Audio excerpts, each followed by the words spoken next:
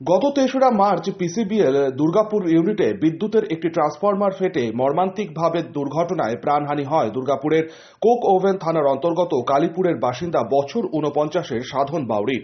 একই সাথে এই ঘটনায় জখম হন আরও ২ শ্রমিক। পরবর্তীতে আইএনটিটিইউসির পক্ষ থেকে ঘটনা নিয়ে আলোচনা করা হয় কারখানা কর্তৃপক্ষের সাথে। সেই দিনই আশ্বস্ত করা হয় পরিবারকে ক্ষতিপূরণ দেয়া হবে।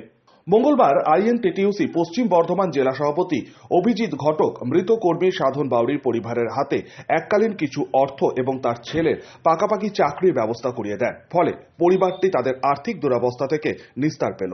একজন অস্থায়ী কর্মী সাধন বাউরি গত ৩রা মার্চ তিনি একটি অ্যাক্সিডেন্টে এখানে কারখানাতে কাজ করতে গিয়ে তিনি মারা যান এবং সেই দিন আমাদের আইএনটিটিইউসির তরফ থেকে আমরা দাবি জানিয়েছিলাম যে তার পরিবারের কাউকে একটা স্থায়ী চাকরি দিতে হবে এবং কম্পেনসেশন তাকে দিতে হবে।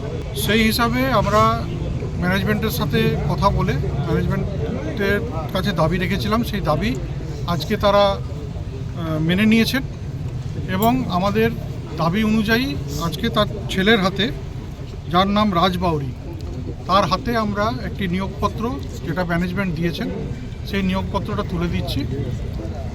আগামীকাল তার মেডিকেল হবে এবং কয়েকদিনের মধ্যেই সে স্থায়ী কর্মী হিসেবে পিসিবিএল কেমিক্যালসে জয়েন করবে। সনাতন গড়াই, 99 নিউজ বাংলা, দুর্গাপুর।